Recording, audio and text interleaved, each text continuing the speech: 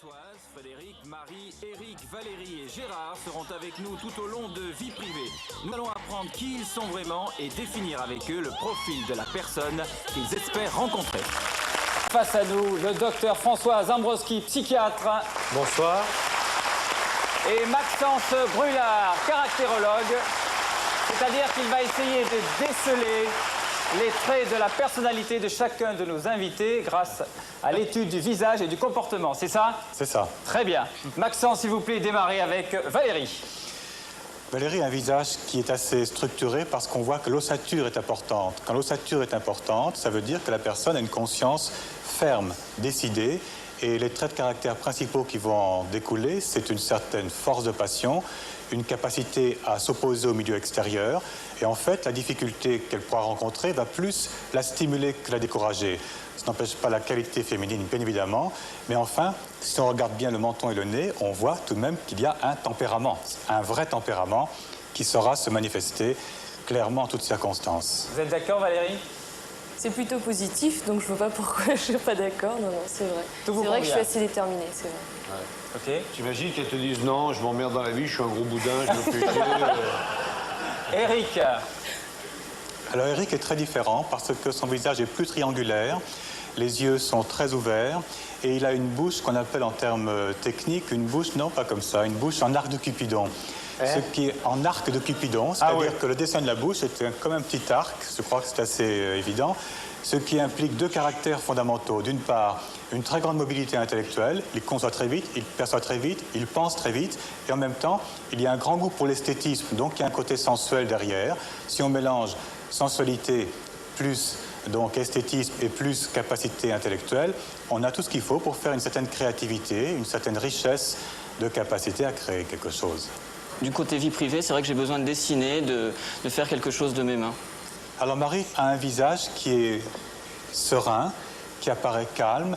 Tous les traits physiques sont un petit peu étirés sur l'horizon. Et quand les yeux sont étirés sur l'horizon, que la bouche est horizontale, c'est-à-dire qu'elle n'est pas ni abaissée de manière amère, ni relevée avec un sourire qui pourrait être artificiel, cela signifie qu'elle tente de tout tempérer pour éviter les conflits, éviter les rixes, les joutes, la guerre. C'est une personne paisible qui cherche avant tout l'harmonie. C'est exact, Marie? C'est un peu vrai, parce que j'aime bien qu'il y ait une harmonie autour de moi. Avoue que c'est tout de même remarquable, cette science-là, non? Ouais, ça fait Oui. peur, ça fait peur. Ça même. fait peur, mais toi, On tu arrive passes à dessiner et à déceler le caractère des gens suivant les traits, en les ayant vus en tout et pour tout 10 minutes. Ouais. C'est bien. Et en plus, ça correspond jusqu'à présent. Maintenant, on va voir avec Gérard.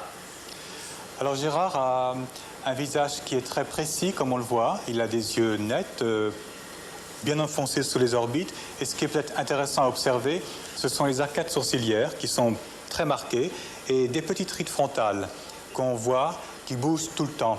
Si on associe ces yeux très enfoncés avec les rides frontales et en même temps une ride de concentration au milieu, on a une très grande vigilance, ce qui implique une curiosité intellectuelle constamment en éveil. Il est très curieux, donc, et au fond, il va travailler beaucoup avec l'aspect rationnel, l'aspect mesuré, l'aspect net.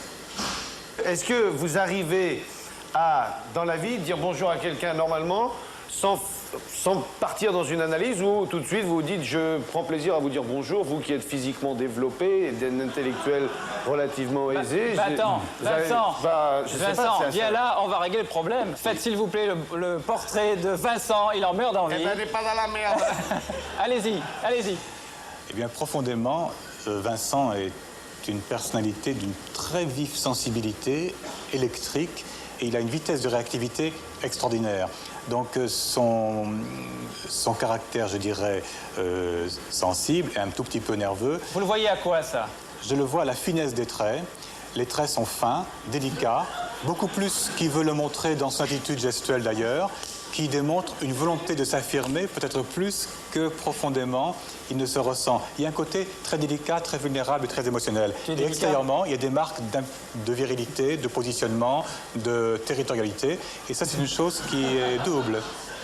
Est-ce que je me suis trompé? Non, c'est vrai. De toute façon, c'est vrai que le côté sensible, nous, les comédiens, les humoristes, on ne ferait pas ce métier si on n'était pas épidermique. Moi, je suis un type, je regarde la télé, si c'est émouvant, si un enfant embrasse son père en disant « Papa, je t'aime », bon, moi, c'est Niagara, je pleure, c'est lent. Ah, je pleure au cinéma comme c'est pas permis, c'est terrible. Bon, alors ça, c'est une parfaite analyse caractérologique, Oui. c'est ça, hein? C'est ça.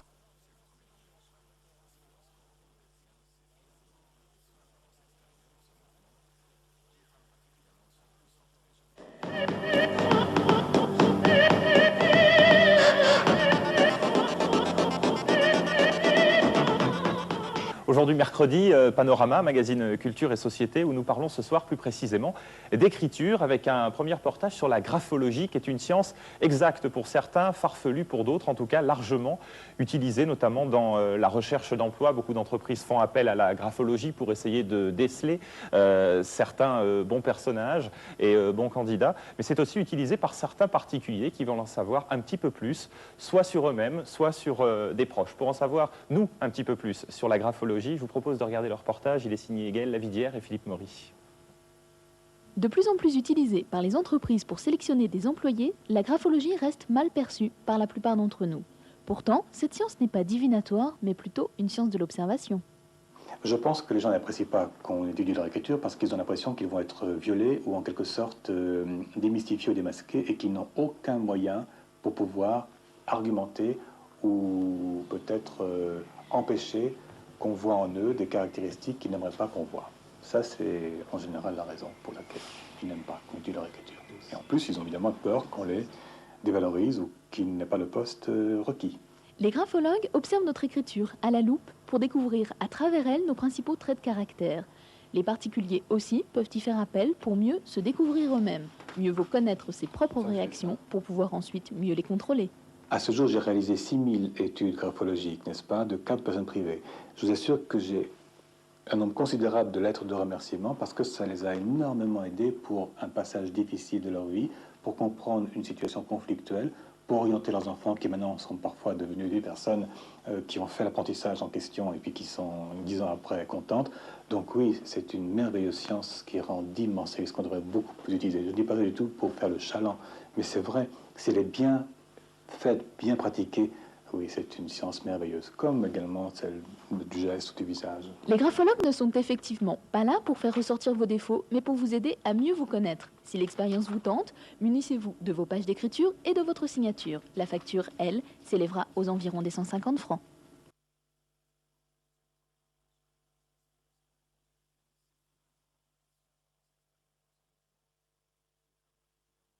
Et Maxence Brulard, bonsoir. Bonsoir. Alors vous êtes caractérologue, spécialiste des gestes et en particulier des gestes de la séduction. C'est Alors, exact. juste comme ça, l'attitude de Jérôme, là, ça veut dire quoi?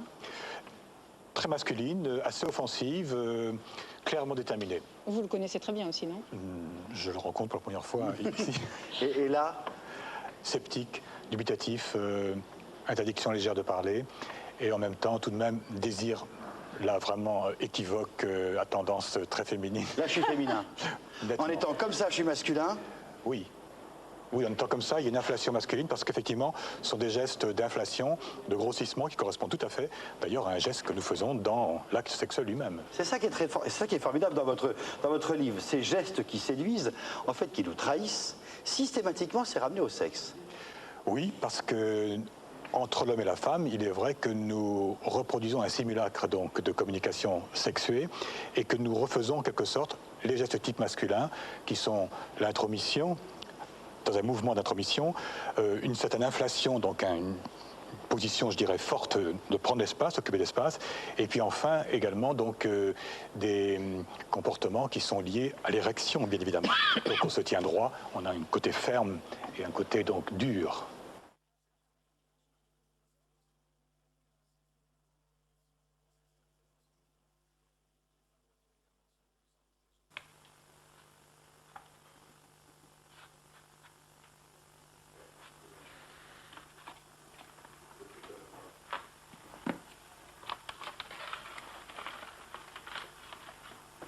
Alors voilà une photo qui est très favorable pour un employeur parce que c'est une photo où la personne se montre dans un angle qui n'est pas directement en face, donc il y a une légère oblique, ce qui fait qu'on voit bien les reliefs. Pour un emploi de responsable d'une petite équipe dans une banque, par exemple, cette personne-là aura toutes les chances de trouver un emploi parce que l'attitude déjà qu'elle a est une attitude qui n'est pas orgueilleuse. En plus, elle a des lunettes, donc elle fait sérieux, mais surtout, la personne a une mâchoire assez forte et bien structurée, ce qui rassure toujours un employeur parce qu'inconsciemment, il y lit la force, la puissance et la capacité de pouvoir résister à des influences ou des pressions. Ensuite, la personne fait un demi-sourire. En faisant un demi-sourire, elle montre qu'elle n'est ni trop profuse, ni trop réticente. Donc elle a une communication qui est maîtrisée et en même temps, elle se montre, elle veut se montrer sous un jour quand même relativement favorable. Elle se montre souriante.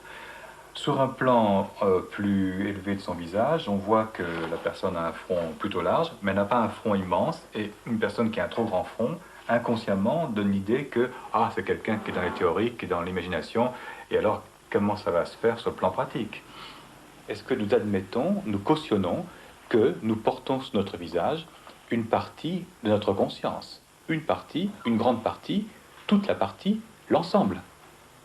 Je prétends que oui, et que c'est plutôt notre impuissance à savoir, et notre ignorance, et surtout notre peur de voir que nous sommes effectivement ce que nous sommes, qui nous fait dire « Non, non, non, non, j'ai une gueule tordue, mais je suis quelqu'un de très honnête.